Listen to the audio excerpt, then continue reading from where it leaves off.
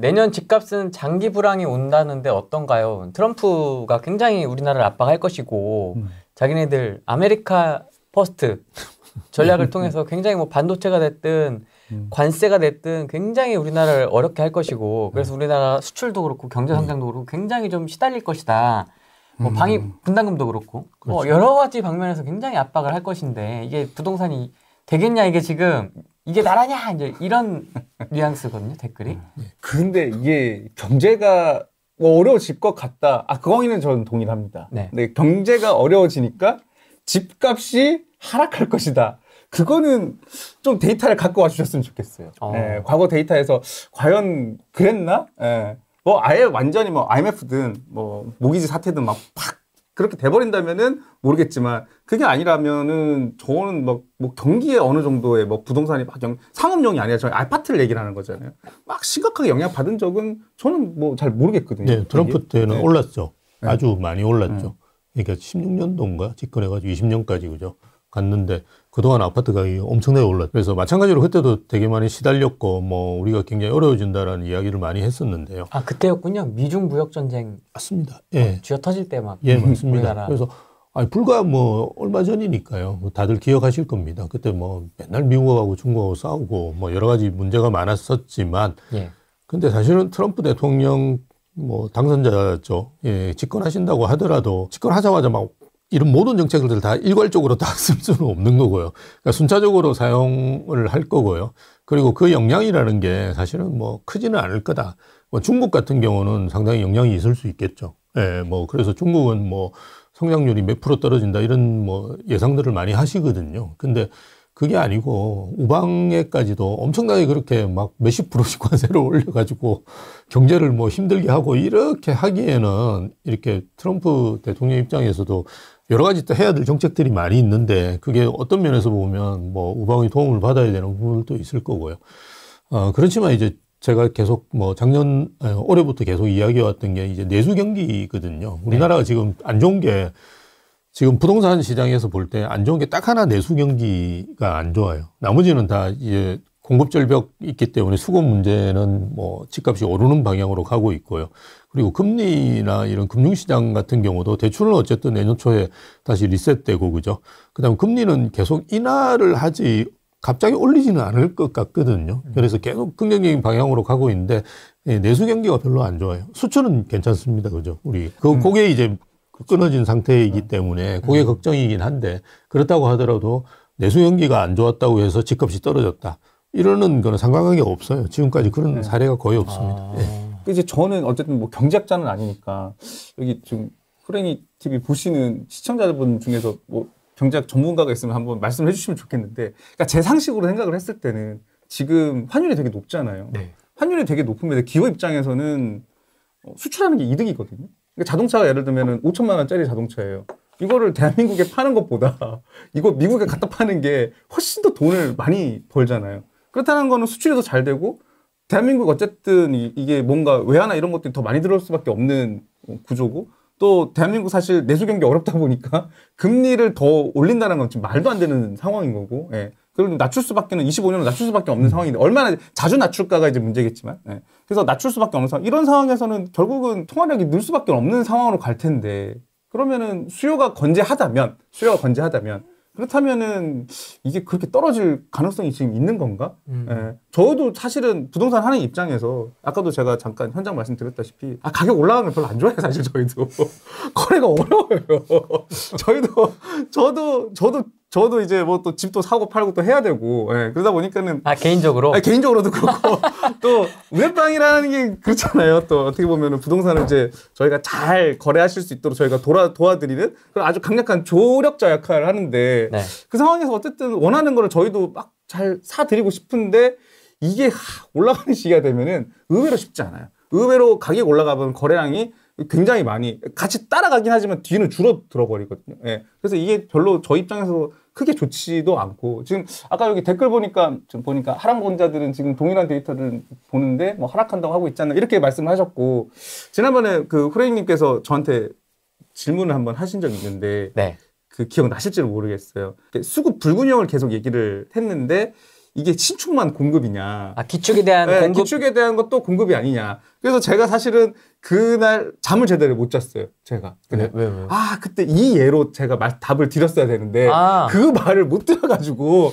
좀 말만 길어지고 좀 전달이 제대로 안 된 것 같다라는 생각이 드는 거예요. 그러니까 공급 부족 논란. 그렇죠. 네. 그러니까 신축하고 구축 공급 다 맞죠. 공급이 맞는데 문제는 뭐냐면은 예를 들어볼게요. 그러니까 중고차 시장에서 지금 중고차가 똑같이 있어요. 있는데 신차들이 매년 100만 대씩 찍어내다가 신차가 이제 10만 대 찍어내기 시작을 해요. 그러면 중고차 가격이 올라갈까요? 안 올라갈까요? 올라가겠죠. 그렇죠. 귀해질 수밖에 없는 거죠. 분명히 중고차의 공급은 그대로 존재하는데 신축이 공급이 더 안 되거나 안 될 거라고 예상이 돼버리면은 그러니까 이제 중고 가격은 오를 수밖에 없다는 거죠. 예. 근데 그게 누구나 중국 차나 막 이런 게 아니야. 막 어디 무슨 무슨 다른 나라 이상한 나라 차가 아니야. 누구나 원하는 뭐 현대차라든가 이제 누구나 원하는 차 같은 경우에는 뭐 가격이 오를 수밖에 없지 않을까요? 근데 저는 딱 그렇게 지금 상황을 예시를 들어드리고 싶어요. 그걸 이제 또 하락론자들이 어떻게 반론을 하냐면 네네네. 중고차와 신차 시장의 수요를 지금 동일하다고 일정하다라고 보는데 네네. 부동산의 이 자산 시장에서는 네네. 심리에 따라서 네네. 이게 네. 앞으로 떨어질 거냐 올라갈 거냐에 따라서 수요가 달라진다. 네네. 지금 사람들은 살려고 하지 않는다.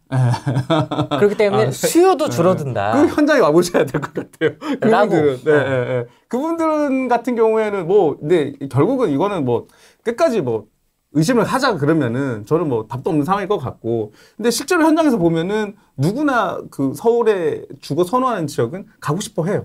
어디에도 제가 지금 제가 이 시장에 지금 9년째 있는데도 어디에도 누구나 가고 싶어 하는 그런 지역에서 수요가 떨어지는 경우는 저는 못 본 것 같습니다. 그 부분은. 그러니까 그거를 막 명시할 수 있는 어떤 데이터가 있다면은 모르겠지만은 저는 단적으로 보는 게 전세거든요. 그러니까 그 지역에 대한 어떤 아파트에 대한 수요가 떨어질 때는 전세 가격이 떨어집니다. 언제 떨어지냐면은 위례나 이런 쪽 공급이 대량으로 빵빵빵 들어갔을 때. 굳이 저 구축 들어가야 돼? 바로 옆에 아파트들이 있는데 저렇게 많은데 저렇게 많은 이제 잔금 쳐야 돼서 집주인들이 저렇게 전세를 막 던지는데 내가 뭐하러 그 비싼 구축을 가야 돼? 바로 옆에 있는데 교통도 좋고. 그런데 가는 순간 저는 이쪽에 대한 수요가 확 떨어지는 거를 저는 경험했거든요. 그거 이외에는 누구나 원하고 교통 좋고 천세되고 학군 좋고 이런 지역에서 수요가 떨어져서 전세값이 떨어진다? 저는 그거는 잘 모르는 것 같아요. 그 근거가 있으면 좀 말씀해 주시면 좋을 것 같습니다. 그걸 거래량으로 얘기하시는 것 같습니다. 거래량. 봐라, 거래량이 지금 이렇게 줄지 않았느냐. 거래량이 줄지 않았냐. 그건 그만큼 이제 수요한 사람들이 많아가지고 수요를 원하는 사람들이 많아서 가격이 그만큼 올라갔으니까 이제 그거를 좀 지켜보자. 이제 이런 어떻게 보면은 힘겨루기 단계지 이게 수요가 없었다라고 얘기를 할 수는 없는 거잖아요. 이게. 부동산은 이렇게 계단식으로 올라요. 그래서 우리가 이렇게 리니어하게 가는 게 아니고요. 계단식으로 오르잖아요. 그 이유가 이제 중간에 이제 조정기라든지 뭔가 매도자와 매수자의 호가 차이 같은 것들이 항상 존재하잖아요. 그럼 이제 그 시기에는 이제 힘겨루기 시기가 있는 거죠. 그러다가 다시 또 오르고 이런 식으로 계속 오르거든요. 그게 이제 전형적으로 부동산이 오르는 방식이고요. 폭 나간다고 이야기하는 분들 제가 자주 만나는데요. 네, 아시잖아요. 자주 만나는지, 그죠? 그분들은 2010년부터 떨어진다고 계속 이야기 왔어요. 많아요. 자주 만나요. 자주 만나는데 그분들이 집을 가끔씩 요즘은 이렇게 나오는 걸 보면 이럴 때 집 사라 이렇게 이야기하는데요. 가만히 들어보면 집 사라고 집 살 수 있는 시기가 없어요. 그분들은 지금까지 한 번도 자신은 집 사라고 정확하게 이야기해 본 적이 없어요. 올타임. 그냥 항상 떨어진다고 이야기하고 어떻게 이야기하는데 그게 또 말도 안 되는 이야기만 하면서 맨날 그런 이야기를 하거든요. 그래서 제가 아까도 무주택자분들 말씀드릴 때 항상 하는 이야기가 좀 결정장애들이 좀 있기는 하세요. 그래서 집이란 거를 무슨 떨어지면 안 사고 오르면 사고 이런 개념도 아닌 거라고 저는 보거든요. 저희 때는 당연히 그냥 집을 사는 걸로 생각했고 필요한 만큼 그냥 내 수준에 맞는 집을 그저 사는 거죠. 그리고 계속 이제 갈아타기 하면서 사람들이 이야기하는 주거선호지역이라는데 이렇게 친구들 만나보면 계속 나는 강남에 가서 산다는 이런 이야기 들리면 또 그렇게 하고 싶거든요. 그래서 계속 그런 식으로 갈아타기 하면서 강남을 들어온 거지.